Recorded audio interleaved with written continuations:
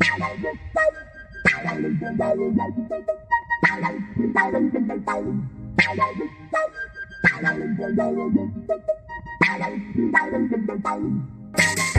to Recommerce, a podcast for e-commerce wearable brands navigating technical complexity and change, brought to you by Command C.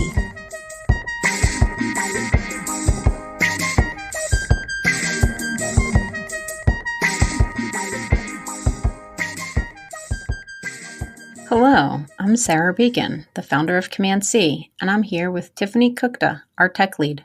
Hi, everyone. This week, we're going to talk a little bit about how to select the right platform for your e-commerce site. So, Tiff, a client comes to us saying that they need a new site. Where do they begin in terms of selecting a platform that's going to meet all their needs and be nimble enough to scale?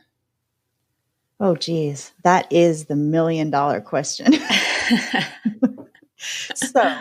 I think there's really two types of this particular request. The first is someone who's coming to us because, they're building a site for the first time. They've never really done e-commerce before. Maybe they have some retail experience, or maybe their product has been in retail for a while and they're looking to expand in e-commerce. But this is sort of their first trip to the rodeo, and they don't really know what to expect. And their understanding of what they need is somewhat limited to what they've experienced from other similar e-commerce platforms. They may or may not have some existing operations tools that need to be integrated with, but because this is the first time, everything is kind of fresh and new and more flexible. The second type of this request comes in when we're talking about a client who has all of their e-commerce ducks already in a row, or they've been in the e-commerce space for a while. They have a sense of what works and what doesn't work. And for whatever reason, they've decided that what they currently have isn't working. And so they're ready to re-platform, or they're ready to upgrade the platform that they're currently on, or make some other kind of shift. But they have existing structures, and those existing structures are, in a lot of cases, immutable. We can't change them. We can't, tell them they have to use a different 3PL. We can't modify the ERP. So at that point in time, we really need to enter into a lot of discovery in order to determine which of these two types of projects we're working with. And then, within that, what things does the e-commerce store need to connect to in order to maintain and to sort of provide only good disruption to the business? Mm-hmm. Yeah, I think that there's also sort of this in-between client who has a successful e-commerce store already, but is either looking to rebrand themselves, or to try, out a new market, or to try something a little bit different, which is also, I think, an important thing to understand, because that client might also still have some of these immutable things like an ERP, or, other underlying business, foundational business and operations piece that can't change. But I think it's also important to not acknowledge that there's also an in-between client. And I think what we would recommend for them is also very specific to the fact that they're trying something new, right? So it's kind of what it comes down to is, are you trying something new, or are you recreating the same thing on a more optimized platform, or with automation in place, or something along those lines? So I think those are kind of the key differentiators. Are you doing something new? Or are you doing the same thing, but looking for an optimized solution to do that same thing? Definitely. And the people in that in-between group, they tend to sort of contain characteristics from both places. So for example, one of the things that we would definitely recommend for somebody who's just entering into e-commerce is to consider an MVP approach that allows them to get to market and start collecting data about how people actually interact in the e-com space with their product. And that's a similar thing that I think we would recommend for someone in that in-between group that's trying something new. I mean, personally, those are some of my very favorite projects because they have the sort of predictability of an established business model, along with the flexibility and the excitement of like a Kickstarter campaign. Yeah. These ones are really, really fun to work on.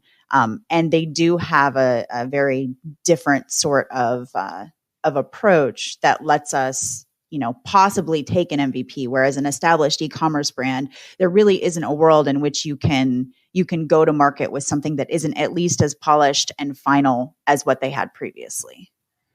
Yeah. So the difference that we're talking about between these two approaches are, starting with something that's more lean and scaled back, what we would call an MVP, versus going to market with something that is really pretty fleshed out and feature rich, because you've already proven that those features work and are core to your business model, right? So if we're talking about this kind of MVP approach, how do we help clients define what that MVP is, and what's the benefit of going to market with an MVP versus something that's kind of fully fleshed out with all the bells and whistles? I mean, I can see the logic in, I want to make a splash here. I want to come to market with like the thing that's going to get everyone's attention and make them buy from us. So what's the difference between those two things? I think that can be driven a lot by budget and risk tolerance, quite honestly. Because, in a perfect world, yes, we all go to market with the product that does all of the things that we need it to do. But the reality is that is just often not an option for either sort of a second brand that's just releasing, or for a brand that is brand new. Additionally, going to market with a list of features that you have made assumptions about can be really dangerous. It's not only dangerous for your pocketbook, because obviously it costs money to build those features, and then they all exist and you don't know how people are going to interact with them, but you also risk not allowing the product to be the thing that sells the product. And I think sort of that goes into a level of business understanding that is kind of not what I as a tech lead typically get involved in, but I think it's really important to consider, because, you can build anything you can think of. I mean, I think the speed of technology has proven that to us. You can build absolutely anything, but making assumptions about what that should be shouldn't be the way that you decide to build it. So, we've identified that there's kind of these two types of clients depending on where their business is. Let's talk a little bit about the two platforms that we work with the most. We work with a number of different platforms, but the two that we work with the most tend to be Shopify Plus and Magento, which have some pretty core differences. So let's talk about how the differences in those platforms might correspond to the two different types of businesses that we're talking about here. Yeah, absolutely. I think that the first most important thing to understand is that we're talking about the difference between a hosted platform. So software as a service, you're paying a subscription fee for it. But all of the core code that runs that shopping platform is outside your control and hosted and maintained by the provider. Shopify is that. And then the alternative to that is for example, Magento. And Magento can be self-hosted. There are also some advanced hosting options with it. And, we could spend 7 podcasts just talking about Magento. So I'll curb myself back a little bit there. But it's a platform for which you are responsible for the infrastructure. You are responsible for the maintenance. You are responsible for the system security. And, yes, it comes with a great amount of flexibility. There are no limitations. We're not limited to what we can do with the core code. It's open source, so we can do anything with it. Even the enterprise version, once we have it, can be modified to do anything and can be extended to do anything. But at the end of the day, you're responsible for all of that.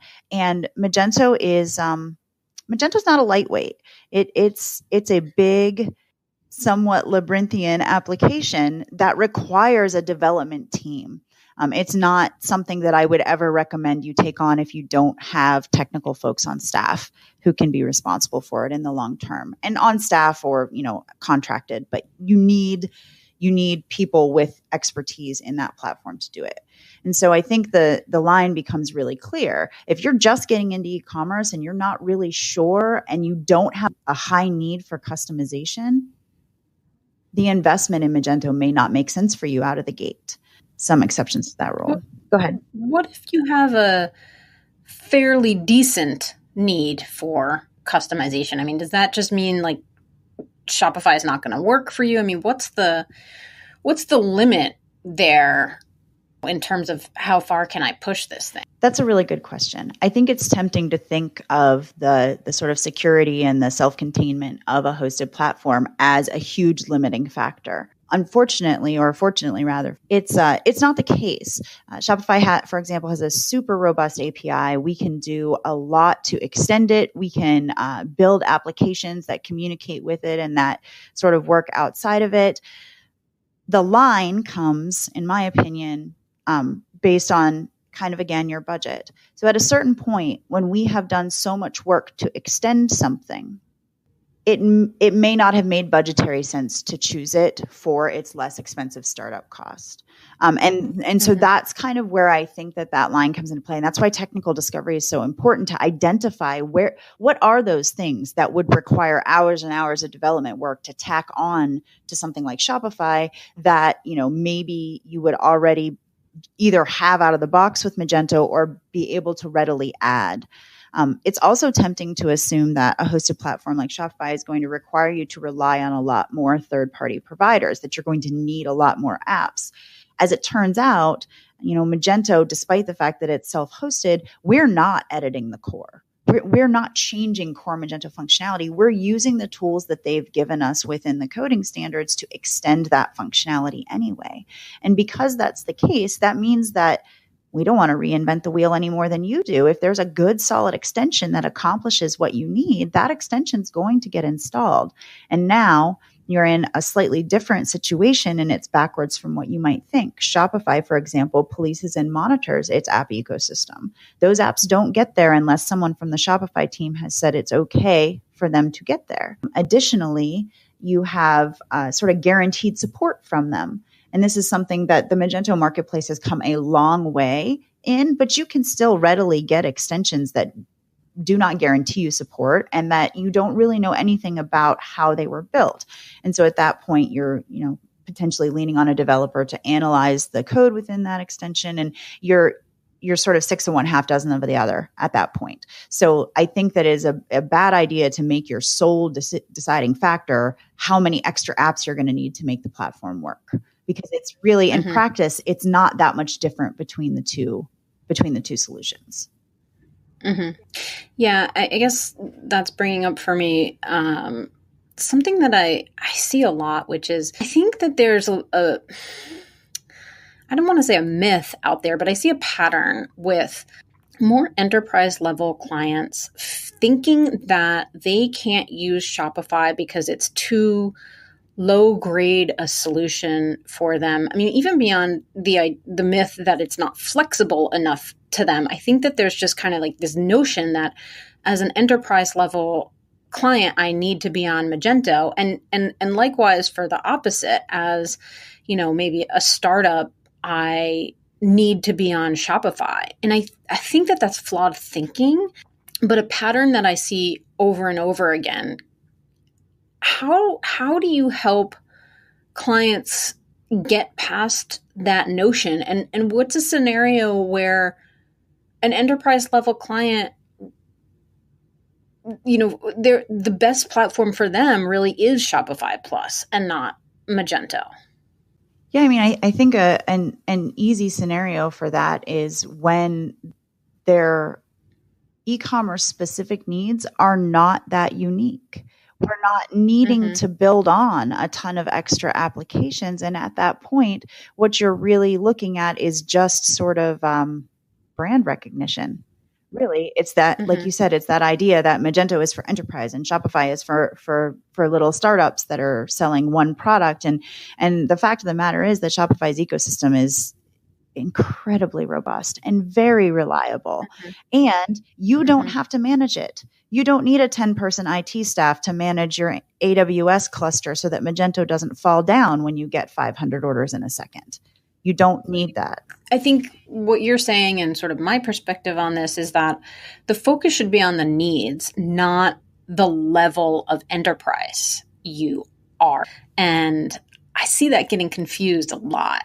I think so too. And it's sort of my favorite thing to complain is maybe too strong of a word, but we'll use it anyway. My favorite thing to complain about is self-prescription, because without sort of the technical underpinnings to understand why one solution is better for you than another, choosing a solution without that information, might land you in the wrong bucket. And that doesn't always mean it's a catastrophic mistake. I mean, so you landed on Magento and you didn't really need it. What that means is you maybe spent a little bit more money to get it there, and now you have some longer term maintenance that you have to deal with. There were trade-offs, so it's okay.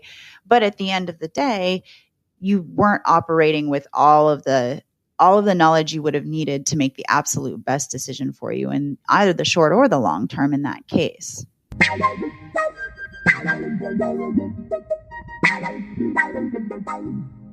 You're listening to Recommerce, a podcast for e-commerce wearable brands navigating technical complexity and change. Brought to you by Command C, a development team that saves e-commerce retailers from outdated tech and ineffective operations, with a strong focus on Magento and Shopify Plus. You can learn more about how we help at commandc.com.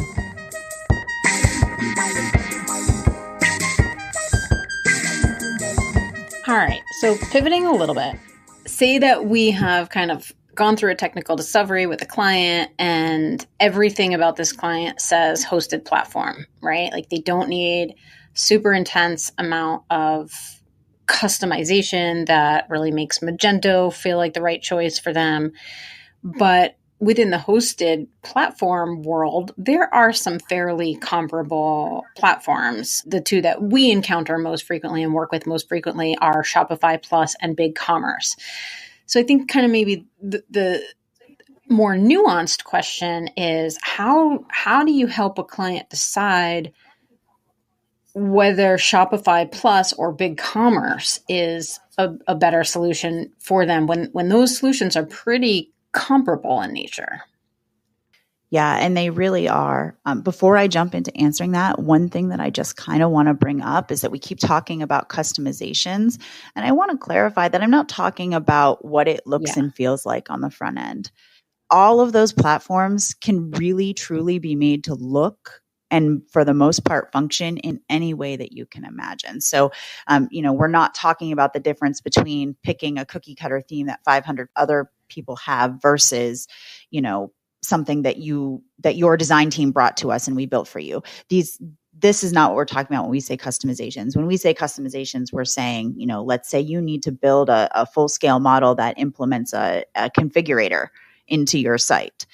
That kind of level of functionality may help to drive the platform decision based on what your specific needs are. Good clarification there. Yeah. And so to go back to your original question, though, which is how do we pick between these two or more hosted platforms that are relatively similar? And there are some key differences.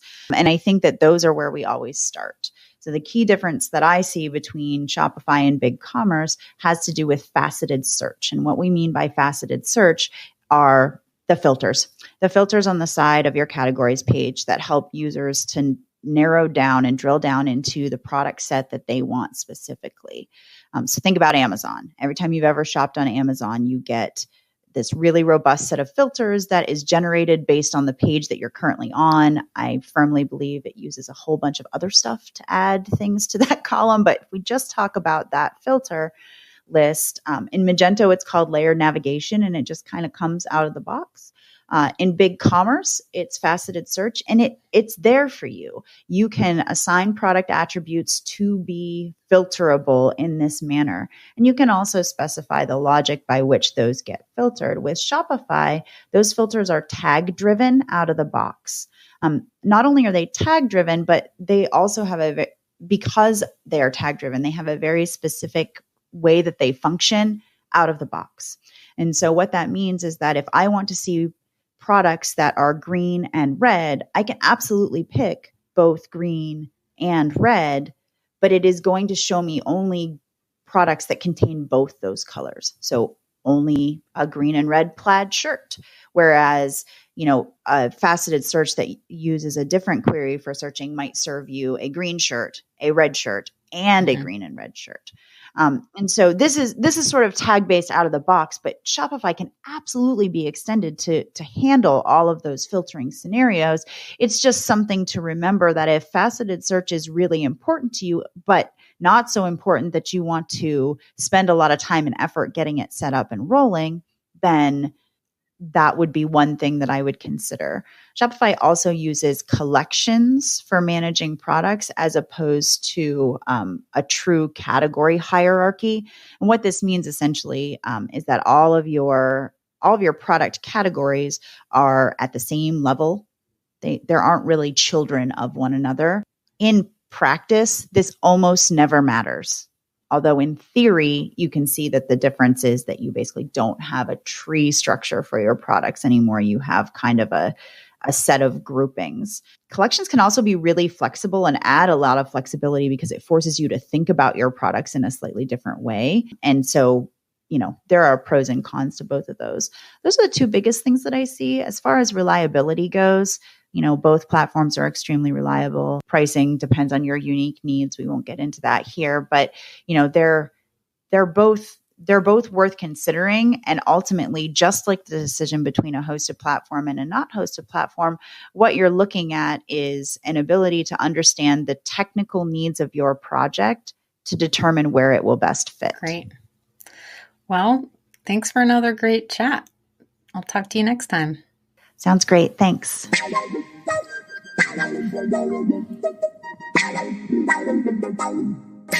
Thanks for listening. We hope you join us again for another episode of Recommerce.